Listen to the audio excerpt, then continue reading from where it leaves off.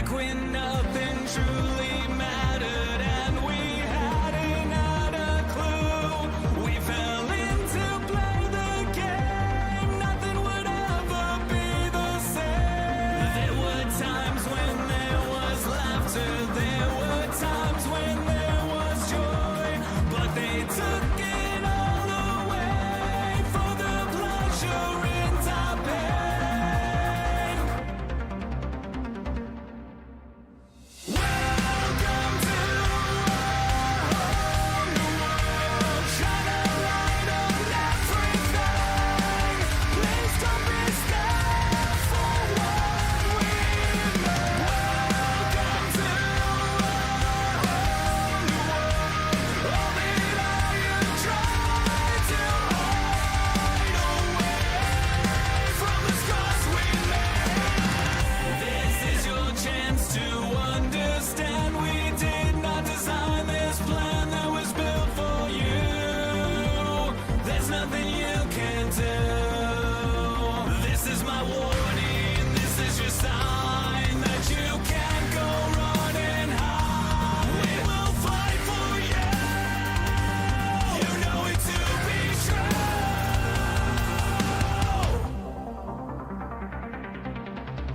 Welcome to a whole new world. Shine a light on everything. Please don't be scared for what we know. Welcome to a whole new world. All the lie you tried to hide away from the scars we made.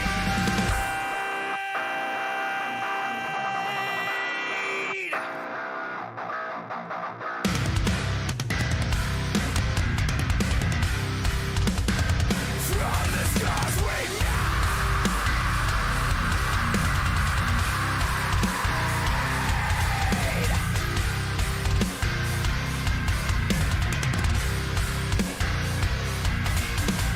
Welcome to a whole new world. Shine a light on everything. Please don't be scared for what we made. Welcome to a whole new world. Shine a light on everything. Please don't be scared for what we made. Welcome to a whole new world. All the lie you tried to hide away from the scars we made. Welcome to a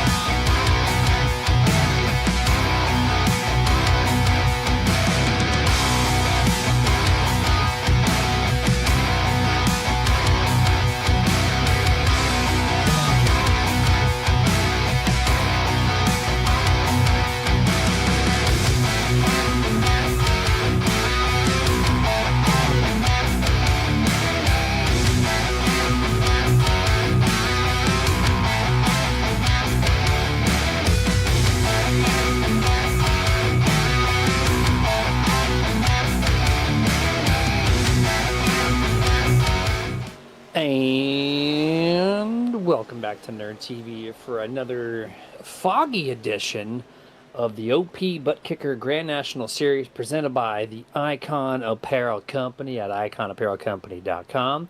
As we're going to start off this countdown to green on this lovely foggy evening here at Talladega Virtual Super Speedway, where the OP guys are going to tackle 70 laps around this 2.66 behemoth of a thing they call Dustin's favorite, a drafting track. And here we go. 68 degrees, 95% humidity. Well, you can see virtually the humidity as the fog is just rolling through here.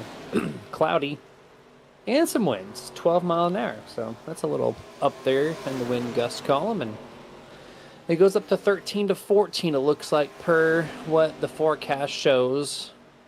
Current track conditions on the iRacing weather setup. So either way, my name, of course, is Jeremy Stanley, aka J Swifty, as my camera always takes a minute to load in. To my right-hand side, the man who's going to be many hats plus one for the next 3 weeks, Mr. Dustin Loxton. What's up, dude? Yeah, you know me. It's always a good time when we come here to Talladega, man. It's I've stated it before. It's probably the only track that I can win at an OP. But It's true.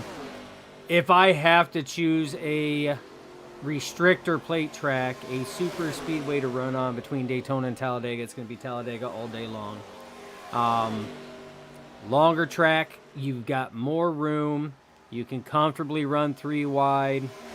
A lot more than you can Daytona. The 2011 version of Daytona, you can comfortably run 3 wide there as well, but definitely more space here. You can pull 4 wide here if you've got good line leaders and people that can hold their lines. So, and that the start finish line, you know, it's not dead smack center of the tri-oval. It is actually down the second short straight, just past pit road exit. So very unique.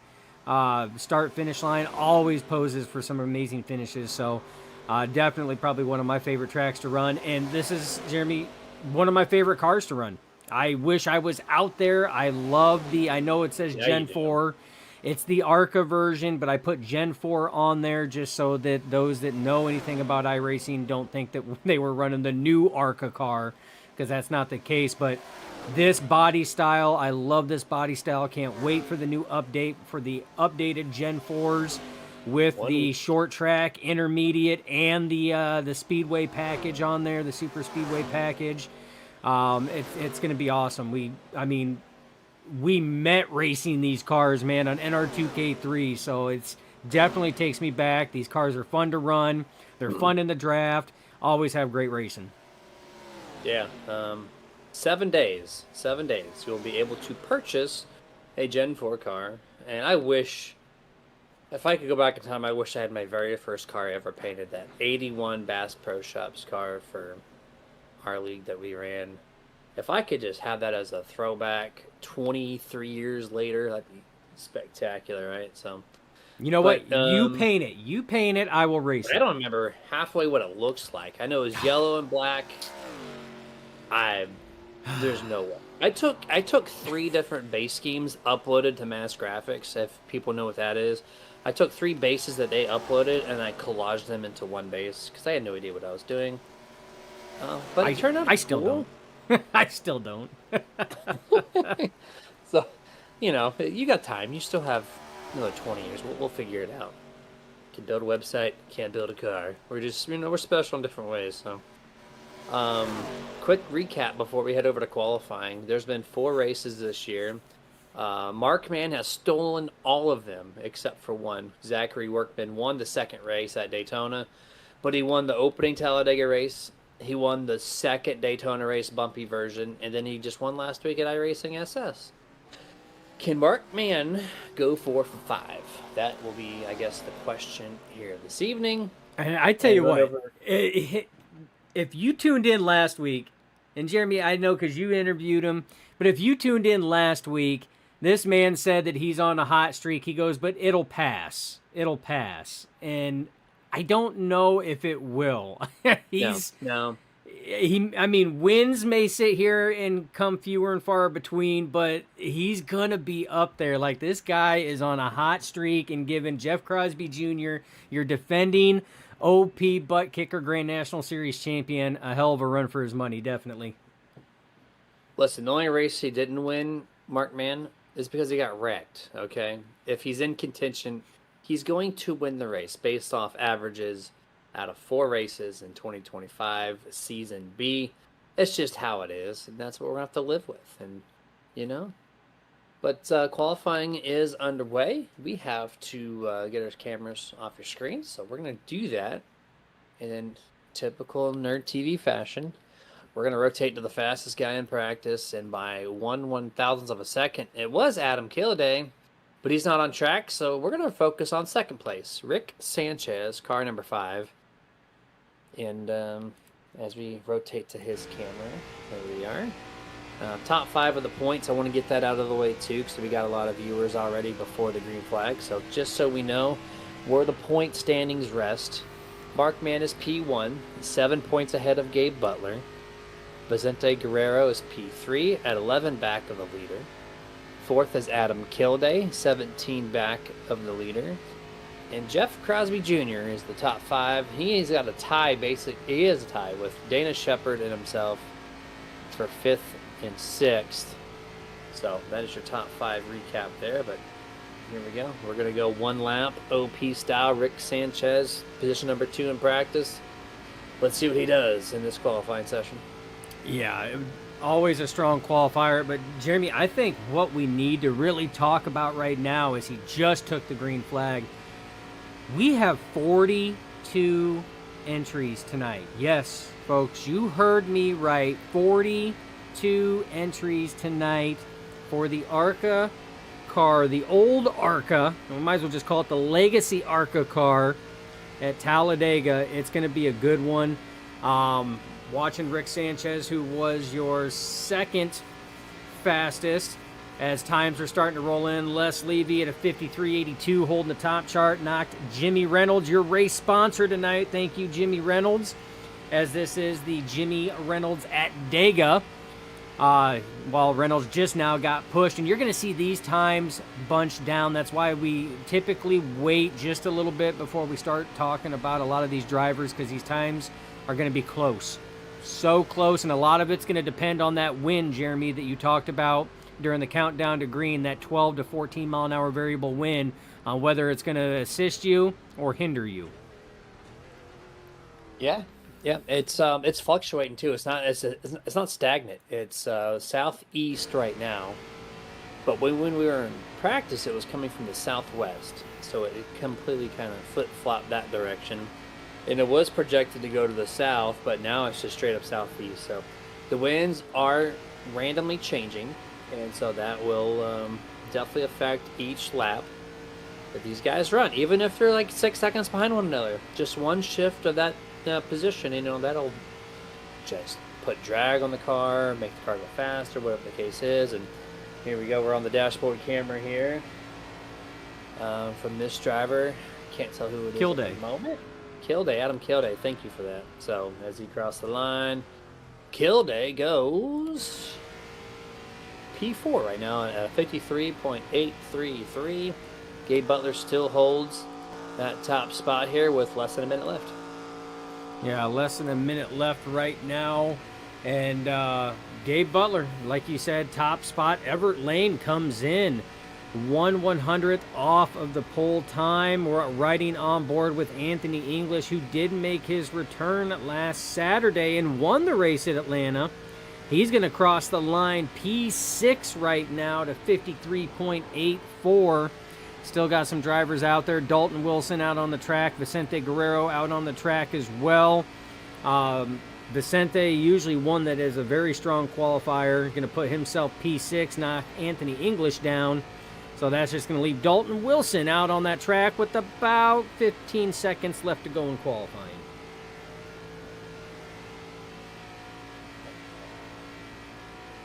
Back-to-back weeks, Zach Fritsch is pronouncing her name to us to Nerd iTudes. He had a phonetically spell it, I guess. The crowd during the driver's meeting said nerditudes, comma, nerd-itudes. So that's where we're watching it. So there's that. I got thrown off by his comment, so I had to sidetrack there. Went off the rails, but it's okay. We're going to do that because he got me off guard. Dustin, did you see the car count here tonight? I did. Did you not hear me talk about 42 cars? 42. I did. But I have to re-evaluate that and re-announce that. It's 42. astonishing. Like, I might even say it a third time because 42, that's a whole field. That is an entire field. You cannot have any more cars in this race under a normal, official setting. Like, it's 42. That's a huge number. There's some new names in here, and we'll go through them as they are gritting up here. So we're going to go over the starting lineup for the 5th race of the 2025 B season. Here we go. Gabe Butler, P1, Everett Lane on the outside in second. Les Levy, Adam Kilday in row 2. Row 3 is Jeff Crosby Jr., Vicente Guerrero. Row 4 is Anthony English, Rick Sanchez.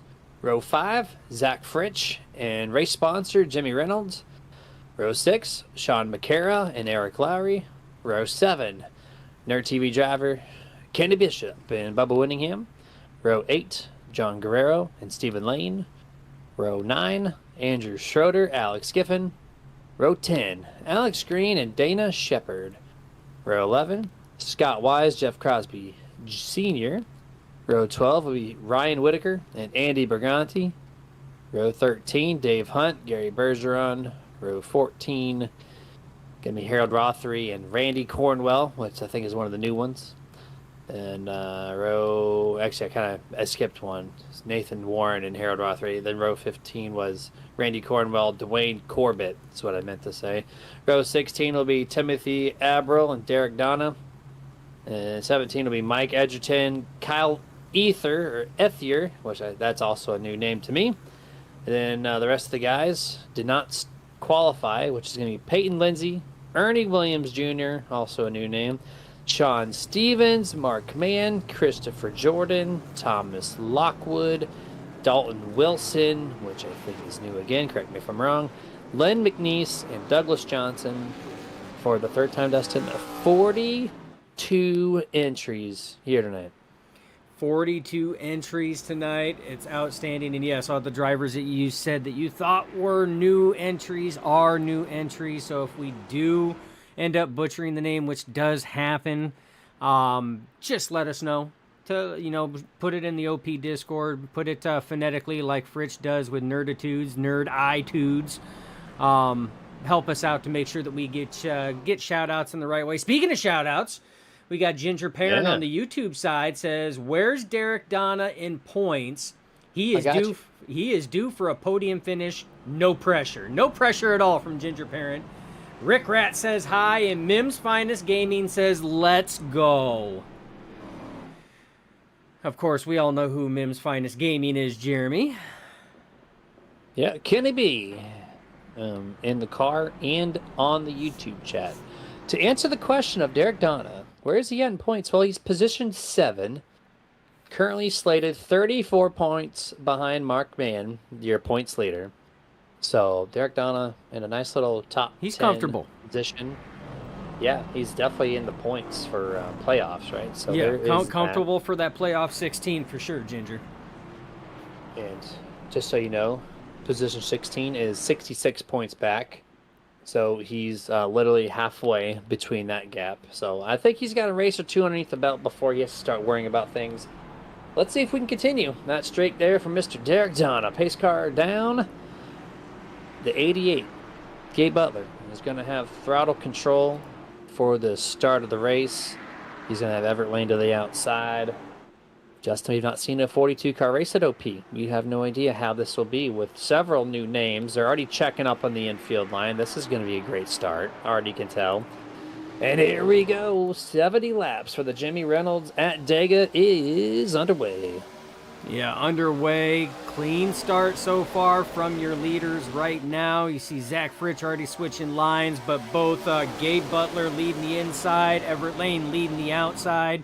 You got Les Levy, your pusher on the inside, and Adam Kilday, your pusher on the outside. So clean start so far through turns 1 and 2. It's looking good. Dan Parent says, let's go DEP Racing, which is, of course, Dana Shepard, Derek Donna, and Chris Jordan. Dan, let's hope Derek Donna has better luck than what he did last week with the trucks, which led to very comical conversations and a new paint job. A new paint job. New paint job there, and Schroeder's got a coach him up paint scheme out there. He's usually in a green car, but he's got a black coach him up car. Speaking of coach him up, we got to coach up these new guys. They're going to figure out what OP is all about here this evening at Talladega.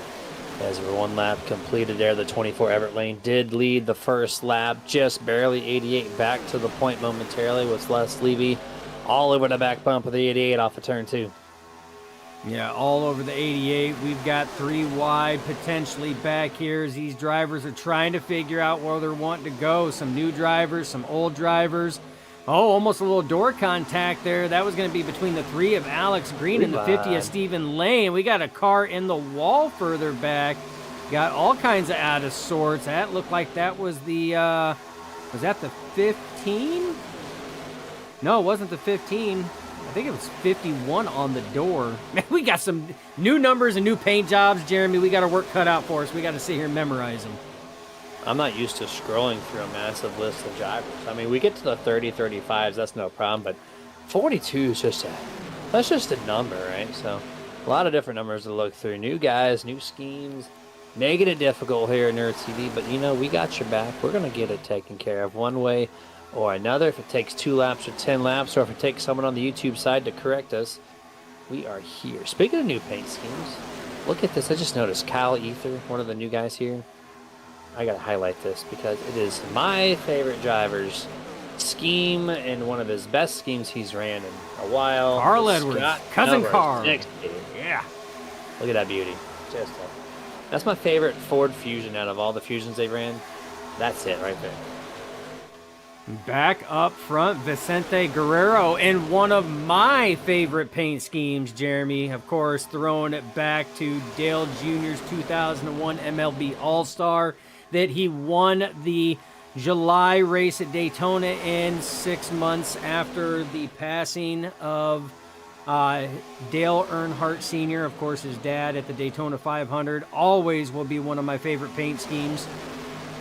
He is up leading that second lane right now. Big pushes from Rick Sanchez in the 5.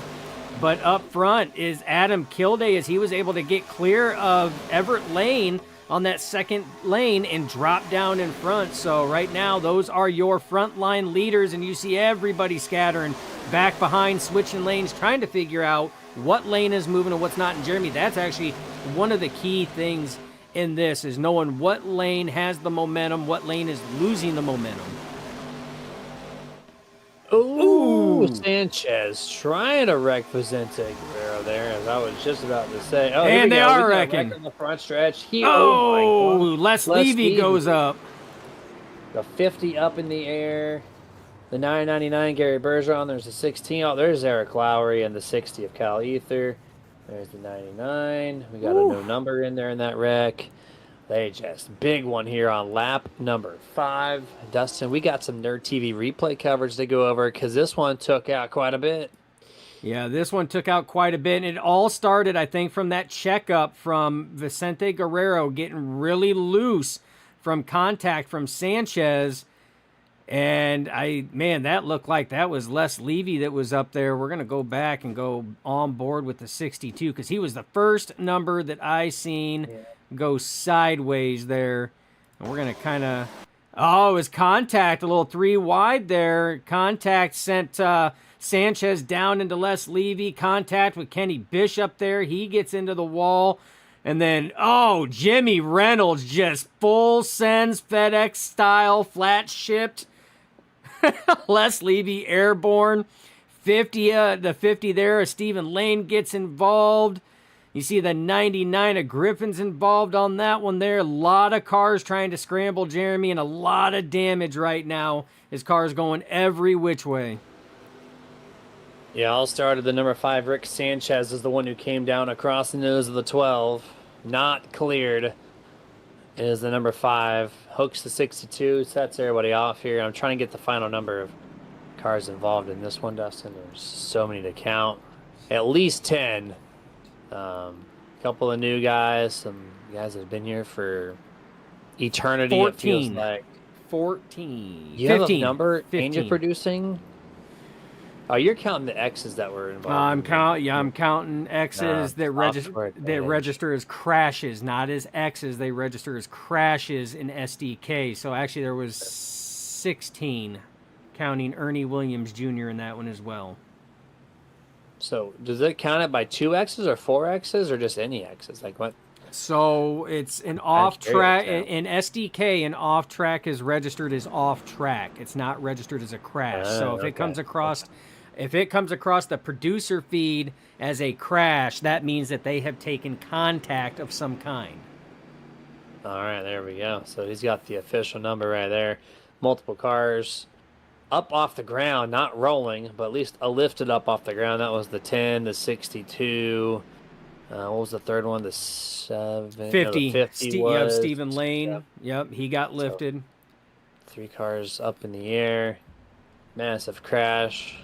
And what's up? I want to go on board with Les Levy on that one. Just in car. I just want to see what it's what it looks like inside this car, full speed. There's the contact sideways, and then pop. Ooh, and then he does a little ride. Oh my! That's a pretty excellent Oakley visor cam shot right there. I've never seen one before. Oh man, Les went for a hell of a ride on that one for sure, as did the 10. I mean, the 10 of Dwayne Corbett went for a hell of a ride. The 50 of Stephen Lane, every one of those got popped up.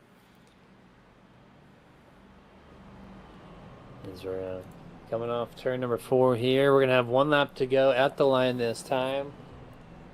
Your new top 5 for this restart is Adam Killiday, Everett Lane, Gabe Butler, Jeff Crosby Jr., and Zach Fritsch. Kyle Ether is shown as the race leader.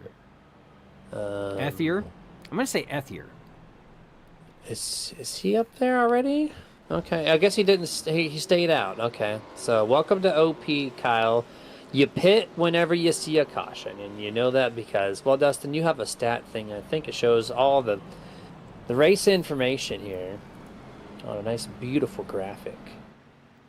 45% fuel. That's why you pit every single time. Unlimited tires, 1 faster pair, which 15 drivers probably had to use. 2 green-white checkered attempts, and Lucky Dog is in effect. So Kyle did move up to P1. I got the updated tower as they crossed the line. But Kyle, you are 7 laps into your 14-lap fuel tank. And they're already, as soon as I say that, Anthony English is on the radio saying, Kyle, did you pit? Because he knows now he is in trouble. Yeah. But it's OP racing. At this point in time, Jeremy, with 42 cars though, because there's still got 42 cars. Some had to burn their fasty, but we still got the 42. There is a chance of another caution. I mean, it's absolutely at a field this size, at a track this size, and the speeds that these guys go, it's a high probability. So what Kyle Ethier is hoping on right now is a quick yellow, that everybody's going to come back down, and he was able to pretty much springboard himself up to the lead, and then everybody will come back down during the next caution, which will be before he runs out of fuel, hopefully, or has to take green flag pit stops, and he will find himself up in that top 5 range. Not a bad idea, but it could be a risky gamble. Yeah, we're going to find out. Remember, a whole season ago, we started calling OP on Wednesdays, and they rarely had cautions. We participated in the races, and we're like, man, this is the cleanest series. And then we broadcast them, and we're still like, this is the cleanest series. And so we're just not accustomed to multiple caution after cautions like you do on some other ones. So when you see the strategy from the 60, who's fresh, remember, he's pure. He has no idea how this league runs. He's thinking, oh, early caution. We're gonna get another one. This race potentially has a chance to go in green flag the rest of the way. So we will find out. Green flag is back out. The 60. Kyle has control of the race. Here we go. Let's see what he does in turn 1, turn 2. He's going to bring Mr. Everett Lane, one of the best restarters here in OP. To the inside goes Gabe Butler. Wrecking already in the back, Dustin. We got a big one. 5, 6, 7 cars involved. A 43, the number 5. 215, Derek Donna slides through. So Ginger Parrott, you're safe there. There's the 51, Eric Lowry, may be involved again. Caution out, Dustin, lap 9. Caution out, lap 9. Yep, there's that quickie caution. Might not have been a bad idea. So right now, Kyle Ethier may be looking like he made the right call. But just before that came out, I was going to tell you, Jeremy, that, I mean, it potentially does have that. If you recall last season during the playoffs, when we first started providing coverage for the OP Buttkicker Grand National Series, Talladega was the race that it went flag to flag on. Did not have a single caution, and that was a huge checkup. And that looked like that started there with the 91, Jeremy, almost like he money shifted there. Missed a gear. Really slow on the restart. Man, the 10 gets popped again on that one. Tough break. Sanchez involved in it. Bubba Winningham involved in it. Jimmy Reynolds going way low to get around it. Everybody on the binders. You see the 3 of Alex Green's involved in that one. 43 of Dana Shepard did get a piece of it, but looks like for the most part the car is not in bad shape. So I would love, not because it's action-packed, but I'd love to have the Oakley visor camera, at least something that shows the dashboard of Ernie Williams Jr. in the 91. Newcomer to OP. I think it's a money shift too, but I'm watching his RPM gauge, and I don't know if it's just my replay or not, but he shifted the 4th gear and then just rested it at 120 miles an hour. Let's see if we can. Okay, let's see if he shifts on near end too. He's pegging it. Yeah, he was banging it. Yep. He was banging it on that one. So my replay's lying to me. Yep, that's exactly what happened. He was banging that chip. These have that rev limiter and that chip built in just like the Craftsman truck. They will peg at 8,000 RPM and will not go any higher than that. So you seen it there on his dash. It was just hanging on that 8 and just wang, wang, wang, wang, wang, wang, wang, wang, wang. So that's exactly what happened. Everybody else went behind, did not realize that he was not able to catch that gear. I will go back in this broadcast. I will clip Dustin saying that exact term or that sound effect. It'll be a soundboard. New soundboard. New soundbite. Here we go. Making history. I'm gonna call it Dustin's spring sound effect. Just banging the chit. Wang, wang, wang, wang, wang, wang, wang. That's gonna be it. That's gonna be a thing. So, all right. Well, Dustin, 2 quick cautions underneath 10 laps in this race. The 91, welcome to the league, but you're not gonna make people happy with that kind of start to the race. But we have time to improve. We have time to showcase what we got. Maybe we'll get this long green flag run finally underneath the weight. Dustin, we're going to thank a partner or two while we got the time to do so. I know every countdown to green, every start of this broadcast, doesn't matter which one we do, we always start off with our most favorite one because they've been with us the longest. Mr. Scott Martin, a part of IconApparelCompany.com. This place, if you want a customized eSport jersey, you go to this website, you create your own jersey on the website. You don't have to upload a file. You can literally just create your own images there, just right there on the website. And when you're done, you click save, and then it ships it right off to the designer. They set it up. Usually Scott Martin's going to handle this part of it. And they make it. You tell them how many shirts you want. They ship it to your door. And just like that, customized jersey on the way. They do more things than that too, but just the fact that you can build right there. That shirt that Dustin's wearing, not me. I'm sorry.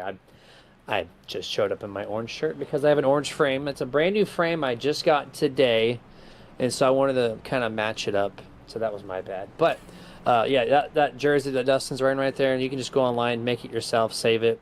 It only takes you what, 10 minutes, and then you got a perfectly cool jersey. So you can only do that at one website ever. That's iconapparelcompany.com. Absolutely. Scott and company have been with us for years now.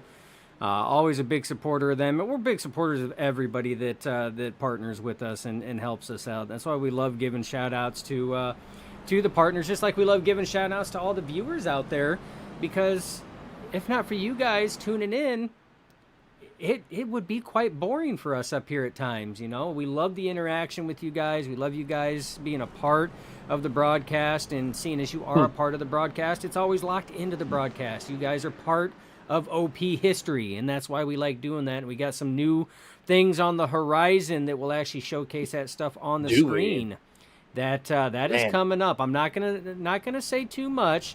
We're still a number of weeks out minimum, but we've got some new stuff that's gonna be some beautiful eye candy, and hopefully make you viewers out there even happier.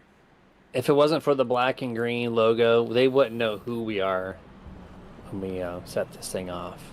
We have AI helping us. What broadcast company can say that? We have AI helping us. We have so many cool things on the way. You gotta stay tuned. I know Dustin's putting in 99% of the work. He thanks me for stuff, but it's realistically all that man producing this show tonight and talking. So a big shout out to you for making us the way we present ourselves, because if it wasn't for you, well, definitely not my work that's making it happen. So I'm just a voice.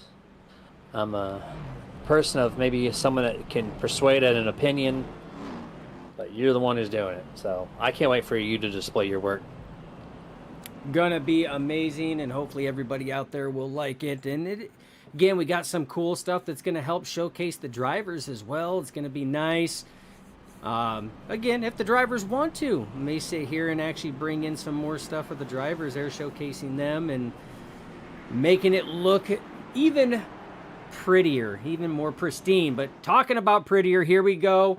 We had Belvefeld saying, could we get a restart? Well, guess what? We're getting that restart right now. Kyle Ethier leading right now. You got Randy Cornwall on your outside, or right behind him. In the 9, is that 9? Yeah, no, it's outside. He's got Gabe Butler behind him, and then you got the 215 of Derek Donna behind him. Restart underway, and we are sorry if we sit here and lose track of some drivers when you have so many new drivers coming in. We even have to learn names and numbers and colors and schemes on the fly as well, because we don't know until we log into the server that all of a sudden we have 42 drivers. Chad Micus out here with a new paint scheme every single week. I used to be that guy, and now since I do the broadcast side of it, I apologize to those future, or not future, but the previous companies that we have been a part of that had to be like, who's that car again? Oh, that's that number. I recognize the number. I don't recognize the car, or the colors, but at least his name's the same, so that's kind of cool. But that comment you missed right before Belva said, could we have a restart? That a little fun, because Ginger Parent asked, Belva, what's your prediction for tonight? And then that wreck happened with the misshift from the 91, and then Belva just said, it sure wasn't that, Ginger. So, thought that was kind of fun. Yeah, I don't think anybody predicted that, especially all the cars that were behind the 91 of Ernie Williams Jr. They clearly did not predict that to happen. But, Jeremy, we've seen that happen a number of times. I mean, it's just like in real life. I mean, drivers miss a shift as well on restarts. It is bound to happen when you are in any type of motorsports like that. It's just at tracks like Daytona and Talladega, it is amplified because the second that green flag flies, these drivers are foot to the floor, dead serious foot to the floor. So it's a lot less time to react and try to move to get out of the way. But speaking of moving, Zach Fritsch trying to get that second lane going. Everett Lane, now, not talking about lanes or anything, but Everett Lane is leading the inside lane. I got to stop saying lane so many times. But he has moved himself up there. Big pushes from Gabe Butler right now, as Zach Fritsch is trying to get something going with help from the 53 of Dave Hunt. Stay in your lane. His lane is inside his lane. On the inside of his lane, on the outside, is the 12 of Zach Fritsch. And 53 Dave Hunt, 06. Mr. Rothery, who started 28th, and now we're on lap 15. He's inside the top 10, almost inside the top 5. We're 3 wide for 10th place, as we got one of the newcomers, I think, in the middle here, the 31 on the car. I'm not sure if that's Scott Wise, actually. He's not a newcomer. It just looks like a new paint scheme. See, I'm already getting mixed up here. We're 2 rows deep, 3 wide for just outside the top 10. 85 kill a day on the bottom. He's going to get a little checked up as they get off exit of turn 2. The middle lane has that nice momentum shot. Dave Hunt doing a great job pushing the 12 of Fritsch down the backstretch. Yeah, giving Fritsch the business right now. Going down that backstretch, they're trying to get something going there. But again, we talk about this every race. Daytona, Talladega, IRSS is temperature management. Right now, Dave Hunt is trying to get something going on with that to try to get. I lost my train of thought. Good gravy. Trying to get. Well, we have 10 pit stops. Let's recycle here. Let's recycle those thoughts because. We do have a stage break at lap 35. We do. Lap 17. So these guys are gearing up for them to go green the rest of the way. So 10 drivers pulled down pit road. There you see some of the fastest ones. Gabe Butler, Everett Lane, Adam Kilday, Anthony There's English. Rick Sanchez, Eric Lowry, Mark Mann. We're all down pit road. Yeah, and like I said, I lost my train of thought on that. Why they came down is because it is the point of safe return right now. That means that they have, if they pit, when they just got done pitting, they have enough fuel to make it to the end of stage. And usually, by rule, the first group that comes down, they usually make up the most time and are usually at the front of the pack by the time green flag pit stops cycle out. So not a bad move on that mark. So look for that group. Again, that had Les Levy, Everett Lane, Gabe Butler, Anthony English, Adam Kilday, Mark Mann, Crosby Jr., Sanchez, Alex Green. Those drivers, look for them to be up at the front. This is your second group that just came down right now, and that was led by Zach Fritsch in the 12. Expect this group here to possibly come down this time. We know it's not going to be anybody in the second lane, Jeremy, because they cannot pit from the outside lane, only the inside lane. Kind of looked like the 215 of Derek Donna thought about it, but nobody else took it at this point in time. So 3 wide racing right now. Got the 91 Ernie Williams Jr. on the outside there, and he's got the, the 61 on there. I don't got a 61 on the timing chart. Who are we looking at? Look at the 3 cars. These 2 guys, all 3 guys, all the same paint scheme, the rooftop bar tours. The brownish yellow cars on the inside, they look like they're Indy cars out here. The 61 splits the team, but look at this. The same colored wheels, the same paint job, the same everything except the number. That's just... And they say being a broadcaster is an easy job. Well, here you go. Which one's leading the pack? They're all on pit road this time.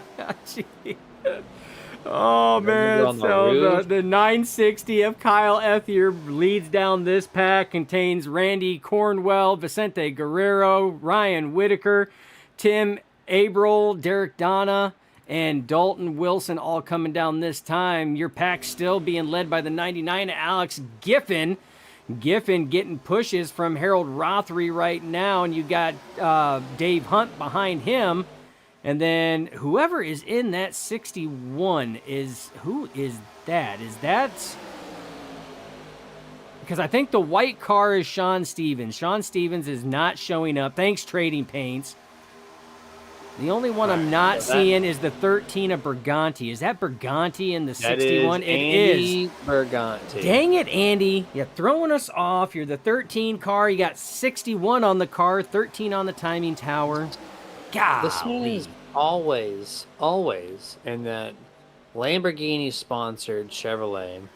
And he shows up today. He's like, I'm going to just load up a whole different number, scheme, everything. I'm going to change my identity entirely. And it doesn't change the number in the game. So, thank you, Berganti, for making Dustin confused, making me confused. It doesn't take much to confuse me at times. It doesn't. I give up. I just give up. Who's not giving up right now? Sean Stevens in that white car. Again, thanks Trading Paints. Getting pushes from Kenny Bishop. trying to get around the 31 of Scott Wives. Scott Wives moves up there to go around the damaged car of Les Levy, moves back down. He's going to take that inside lane. Big pushes from Dave Hunt there. And now that we have figured out who it is, the 13 but 61 on the car of Andy Berganti, that is your inside lane. You got Sean Stevens, Kenny Bishop, and then the 59 of John Guerrera is in that outside lane. Those are your first 3 cars in each lane, but they still have to come down pit road at some point in time, Jeremy. Yeah, 100% there. And I think that 27 is intentional, by the way. I only say that because he has a contact sponsor right in front of the front tire. Everything else is whited out. I think that is completely intentionally done. He's got a spec map that highlights the 27 underneath some of the sun lighting around this track. But there is a clear as day sponsor on the nose of that thing. So that is intentionally done. Shame on you, Sean Stevens. You don't see it on the right side, but look at the left side. There's going to be a little sponsor on the left. You see the blue one kind of there. We're going to get another shot of it. There just it show is. you how intentional. Right there. That's intentional. That is not a trading paints issue. That is just Sean being a butthead, and we're calling it live right here. Like, this is good stuff. In all intents and purposes, Sean's a cool guy, but we like to have fun up here.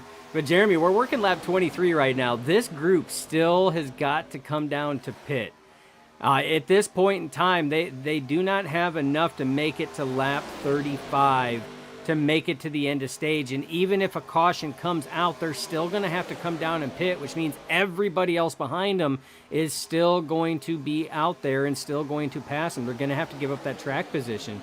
So as it sits right now, though, I mean, Sean Steven, he's ticking laps. He's leading them. Kenny Bishop pushing him on that inside. John Guerrera still trying to get something going with help from the 78 of Chris Jordan there. It's one of Ginger and Dan Parent's DEP Racing drivers that they shout out there. So, again, Chris Jordan up there trying to give big pushes and might actually have some traction right now, Jeremy. I think we're going to load up our segment we like to bring up. We have a camera live, I do believe. Caffeine team driver Kenny Bishop. We're going to talk to him eventually. There he is. He's got his Bass Pro hat on, looking like a true Noah Gragson fan right now. Look at that. He's got a throwback MS shirt on. This man is geared up, ready for success. He came into work this morning, Dustin, and he said, "I'm winning this race." Nothing. Calling it out. He called it out over the weekend. He's confidently saying it again today. He's on a mission to have a solid finish here. He's got a top 10 or 2, but he wants a win. And tonight he's saying that is his night, is tonight. Giving us a good shot of that Bass Pro Shop hat. I see what he's doing. All right. He hears it. He sees it. Yeah, we've talked with him a number of times. We like to talk to a number of the drivers. Besides the first race there this season where he got collected, he has had a number of top 10s. So, again, everything is based on points racing. The goal is to make the top 16 by the start of playoffs. So that's what a lot of drivers are trying to do. They're trying to accumulate the most. And these drivers out here are just trying to sit here and make the most amount of ground right now. Still got 4 drivers on the top side, 59 of John Guerrera. You got the 78 of Chris Jordan. You've got the 999, 1 on the car. That is Gary Bergeron. And caution comes out further back, and this looks like this might involve the 91 at least. 91 at least, and the 14 of Vicente Guerrero. Yeah, and the 50. 4 wide racing as we were watching the leaders. Jeremy, this track is wide enough for it, but drivers got to hold their line. No. It looked like Eric Lowry drifted up and right rear hooked. The 14, Jimmy Reynolds gets a piece of it. Gabe Butler gets a piece of it. And then you see, Jeff Crosby Sr. gets a piece and gets thrown back up. Rick Sanchez gets some of it. Big time wreck implications there for some of your drivers there that were front runners. Yeah, I said the 91 and the 51 because they wrecked right behind them, just checking up for the big wreck. So, yeah, realistically, that was the 14 and the 91, the 071 coming together. Going to cause this thing with that 4 wide on lap 23. That's kind of wild, but they're doing what they can to try to get to lap 35 here ultimately to see who can win stage, and that's not going to get where you need to be, and it's going to wreck multiple drivers in this one through two different groups of drivers. As we bring out our third caution here this evening, and Dustin, I want to bring in Kenny Bishop. Let's see where he's at on track first. I want to make sure we're not pulling him in at a wrong time. He's coming down pit road, that's for sure. No, he's right behind the pace car. Let's bring him in. Let's talk to him. He said we can bring him in anytime, any place. He did. So, taking it word for word. He's coming down pit road, but we're going to talk to him anyways. Kenny Bishop, Jeremy in their TV booth. What's up? Talladega, baby. That's Talladega. You're making this pit stop. You needed to come down pit road anyway, so you staying out actually is going to play to your favor because you get to come in as one of the front guys here. Don't miss your pit stop or whatnot. But how's the car feeling after that early wreck? Did you have to use the fast repair at all? No, I had about 2 minutes 42 seconds of damage. So I got that fixed up, and then had to come down a second time, which was good to have that caution come out right after. So fix that up, and I don't feel like it'll suck up to the cars as well, but it still gets up and goes, so we'll be all right. It looked like you're hanging up there pretty good with the pack cars you had. Does it drive like it should be? Yeah, I feel like it does. I'm just trying to see if anyone's wanting to go 3 wide with me. No one was really wanting to do it in the beginning. So I'm just seeing if anyone wants to step out there, and we'll go up to the top and see what we can do. But I was hoping I could maybe take a little bit of fuel here and get off a little faster, but I think all these guys that pitted a little bit before us have enough to make it to the end here of the stage. Well, I'm looking at your car. You have right rear damage. Your door panel on the left side's pushed in. I can see the top of your left rear tire. So visually, you do have some damage. But if it's not affecting you too much, then keep sending it. Save that fast repair, man. And here's the call for anyone who's watching this driving at the same time. 3 wide, 49. Go get them. All right, man. We'll talk to you in just a little bit. Yeah, I'm just not going to be like Steve and hold on to the fast repair to the end, though. He's going to have 10 fast repairs and 5 minutes of damage, but he's going to finish the race, baby. Hey, here we are. That's right. All right, man. We'll talk to you in a little bit. All right, man. All right, there's Kenny Bishop there. Damage all over the place. Got it repaired, though, from what the team could do to it. But he's hanging on, man. Waiting for somebody to go 3 wide. Well, good news. We know that they'll go 3 wide because, hell, Jeremy, they'll even go 4 wide because that's what brought out that last caution. So, but this is going to shake things up right now. We've got drivers that still get the wave around right now. That's going to be the 215 is going to be able to get that wave around. He is technically at the tail end of the lead lap. That's the 215 of Derek Donna. Anthony English is actually going to be your race leader. Jeff Crosby Jr. going to be restarting P2. Mark Mann, P3. Adam Kilday will be restarting P4. And Alex Green, who was involved, you can see some of that right side damage in one of the earlier wrecks, is going to be restarting P5. Jeremy, that is going to be your lineup right now. So your line leaders will be Anthony English and Jeff Crosby Jr. Your pusher on the inside will be the 04 of Mark Mann. Pusher on the outside will be the 85 of Adam Kilday.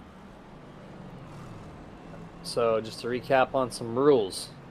We do have lap 35 as our stage break. And in OP fashion, if there is a stage, you are supposed to run up until 5 laps to go. So at the start of lap 31, when you see lap 31 on the pylon, the next flag to fly will end stage, whether if it's a caution from a wreck or a caution thrown by the admin to signal stage break. Either way, that'll be your stage winner within 5 laps to go.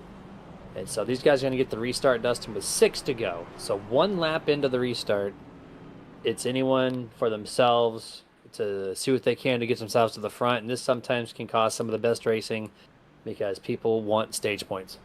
Oh, absolutely, Jeremy. You are going to see, it wouldn't surprise me because they have to hold their lanes until they cross the start-finish line. Until their car physically crosses the start-finish line, that's when they can swap lanes out of their restart positional lane. It wouldn't surprise me to see cars, once they cross that start-finish line, going straight to that 3rd lane. The only thing that I might stop that is allowing the cars to wind up. It does take these cars until the backstretch to get fully wound up like that. So if they don't do it right off the get-go, Jeremy, I would expect to see cars jumping out of that third lane on turn 2 exit. But I guarantee you there will be 3-wide racing because, like you said, drivers go crazy over stage points. They want them, they want them, they want them.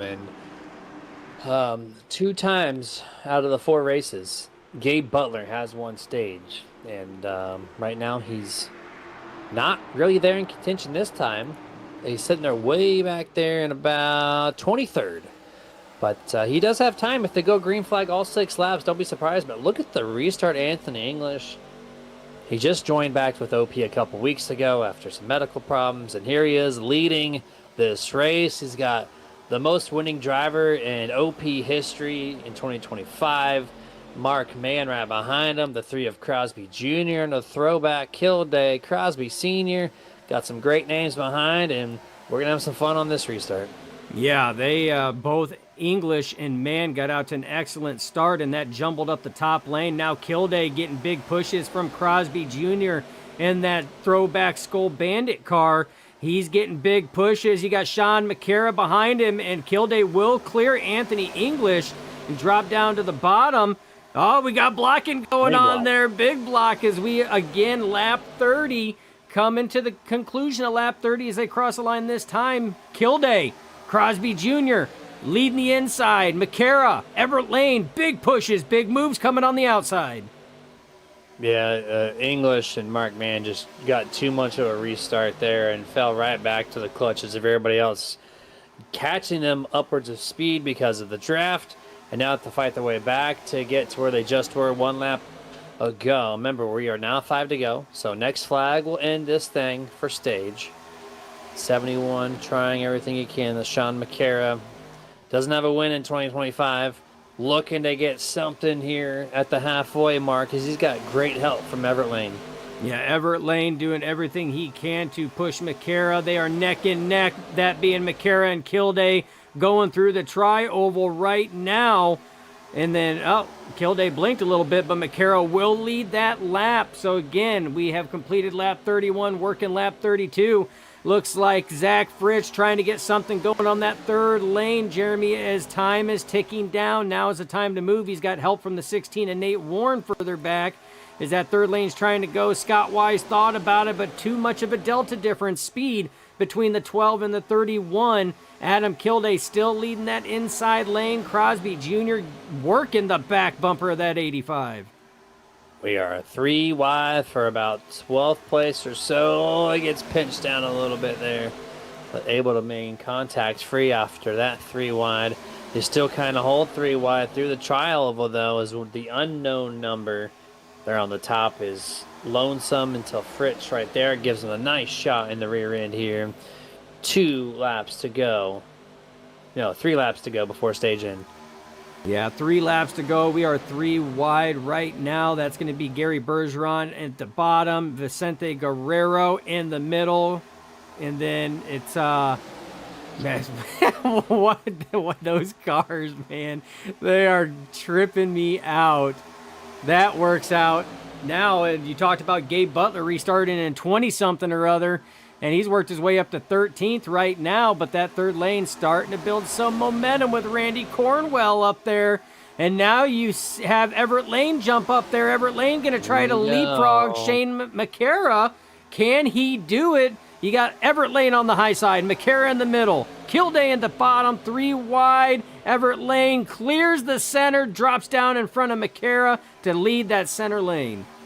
2 laps to go in this stage, and great move, veteran move there from Lane Everett Lane to just make that move to the top side and use Randy as a slingshot, picks over Sean McCara, drops in front of him, takes that middle lane.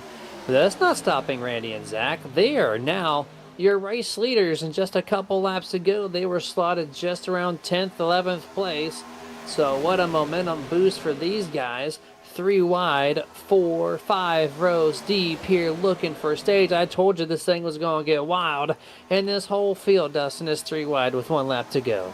3 wide, 1 lap to go. White flag for your stage 1. Kilday at the bottom. Lane in the center, Cornwell at the top. Who is going to prevail as they work through turns 1 and 2, coming off turn 2 now? Still 3 wide, Jeremy, and they are 3 wide as many more deep right now. The center lane looks like it is losing momentum. Oh, Zach Ridge tries to double clear, comes all the way down into Kildare. Yeah, They what are go you off doing? track. That's going to put Caution. Cornwell caution out. And looks like Cornwell, as long as he can come down pit road, will be your stage winner at that time. But wow, what a move that happened there. And Jeremy, it just looked like that the 12 of Zach Rich thought that he was clear and double clear and went from the uptown, skipping midtown, and tried to go all the way downtown. He tried to go into the basement, bro. Like, he turned so far down. I thought he was going to go below the yellow line if the 85 wasn't there. Watch the sharp cut. Just, I've seen some cuts in my day, but my God. Watch Zach Fritsch here. Just look at his nose. He's pointing toward the infield, bro. And where is he going? Just clears himself into the 85. And that was 2 cars, but they have so much momentum. They're going to wash back up the track. And here you go. You're going to see contact with other drivers. There's no way for them to stop. They don't know how to do it. They're going to wash up. And then they're going to collect the 3, the 53. That's Hunt. To start with. Lowry. Oh, Kenny Bishop Alex just busted his Green. left front tire on that hit. Yeah, that was tough. And like I said, the only thing I could think of was that that Fritsch thought that he was clear of even Kildare, and that's why he went from uptown to all the way downtown on that one, and he just wasn't clear. He was clear of Everett Lane, of that center lane, but not of the low lane with Adam Kildare. But that will put Randy Cornwell as your stage 1 winner, newcomer, first time race. Get stage points tonight, Jeremy. And we talked to him. Let me see if he is in Discord before I go to our first picture-in-picture commercial break of the night. He is currently not in Discord, so we'll have to figure out who we're going to bring up. But we're going to be right back after a few messages here.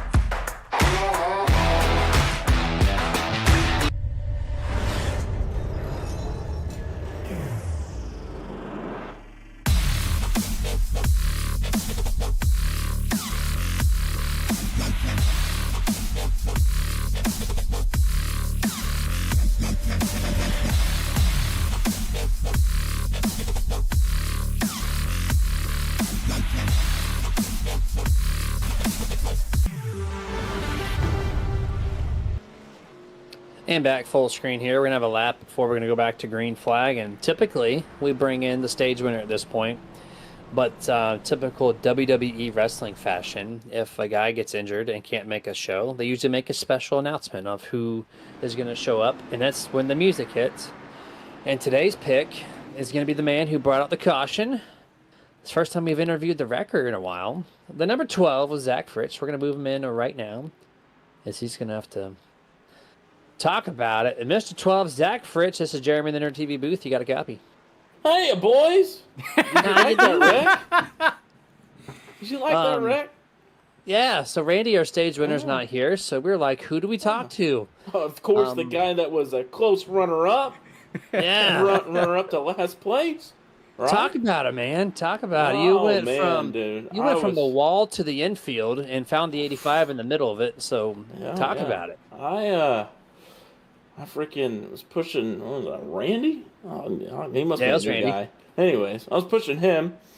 At first, I was like, come on, man, get a little lower, dude. I'm sitting there in race comms, get a little lower. And he finally gets low. I finally get that huge run. And then I was like, all right, now this is where I leave him, right here. Went straight left. And then in my mirror, I see a nice little gap to what I think is Jeff behind Kilday, Jeff Crosby. There was a nice gap. And I was like, oh, well, don't mind if I do. I'm clear all the way down. Oh, no, there's a Kilday there. So one would say you killed his day. As what I just, what I got told in chat, I think is a definitely a true statement. It says Helen Keller thought you were clear. You know what? I did. Yeah. I thought you meant Bubba Winningham's comment where the 12th needs a breathalyzer. Whoa. Well, that is a close second. I do agree with that one. I mean, you should totally check right after pit stops. I mean, I think after the first pit stop we did, the first caution, I hit Gabe trying to get one behind me. So, hitting Gabe on the pace lap. That was nice. Yeah, my camera's cut out entirely on that one. So I was trying to rewind and find it, but I couldn't find it. So I'm glad you told us what happened. I just was like I said, went and reached behind, and usually when I reach behind the fridge to go get one, I'm like, all right, go way in the infield. And every time I'm fine. Never had a problem. Until this time. Turned around, and I see a Guinness right in my front windshield, and I just T-boned the crap out of it. Yeah, big 10-4 there, dude. But we're actually green flag, so we're going to bring you back to your channel. And good luck to the rest of the way, dude. Let's see what kind of moves that you can bring along here tonight for the back half of this race. Yep. All right, appreciate it. Yes, sir. Zach knew what we did. He knew why we brought him in. That was the best intro into an impromptu chat ever. Howdy, boys. Oh, that's why I love doing this stuff. It's so much fun. But back to the race in action. Jeff Crosby Jr. leading that outside line. Anthony English with big pushes. You got Andy Berganti in the 13, not 13, now 61 Menards car, getting big pushes from Everett Lane. These drivers, a lot of these drivers have been up here most of the night. We do got a shout out. Jeff Brown says, nice broadcast, guys. Of course, that's Jeff Brown from iRacing iFlag. Much appreciated, my man. Glad that you're able to tune in. But we are working lap 40 of 70, Jeremy. Once we complete this one, 30 laps to go before we crown ourselves an event winner for the Jimmy Reynolds at Dega race tonight. Nice product, guy. It's referring to Jeff Brown. That's my reply to him. And you can find all of his products at iRacingIFlag.com for the ones that are out and ready to purchase, for the ones that are in the works and are about to be ready for purchase. iRacing iFlag here to hook you up to complete your sim rig. They got some cool stuff, some wild stuff I never thought was going to be possible in the sim racing world. I'm not going to say it, but some beta tests are along the way to really just put sim racing on a whole new level in your sim rig. Let's just put it that way. And, keep up to date. And you're going to favorite that page at iRacingIFlag.com. Use that promotion code SuperNerd for whatever you purchase there, whether it be your 64 LED diode light matrix system that helps you see all the notifications, or if you're looking for something different, they got you, man. iRacingIFlag.com. Absolutely. And you know who could have used an iRacing iFlag unit? That 12 of Zach Fritz. Definitely could have used one. Oh, we missed the best product placement right there. But you know what? We got it in anyway, Jeremy. Better late than never. But Jeff Brown, can you Can you give this number 12 Zach Fritch a 15% increase in price and sell this man one? He needs one today. 15% increase in price. We're 3 wide, Jeremy. So your front 8 right now are 2x2. And then for about 9th on back, we've got 3 wide racing. That's Randy Cornwell, your stage 1 winner now, getting big pushes from, that's 51 on the side, but I'm pretty sure that's the 32 of, oh man, 32 of Ryan Whitaker. And Gabe Butler moved from the center lane up top, and man, that was etch-a-sketch to the extreme. As it looks like the 14 is saying, nah, fam, we backing out. Yeah, he's like, nah. We're going to go back here and try to play it safe a little bit. He's falling back, and that's still going to leave Crosby Jr. leading. Anthony English giving good pushes right now, trying to get some clean air on the front nose of that 44, try to keep that motor cool. Yeah, Vicente Guerrero said, I'm done playing with that just sketch. I'm going to start playing with my Legos back here in the back and try to repiece my strategy on how to tackle this wild 42 car field. We're 3 wide for 10th place, 91. 4 wide.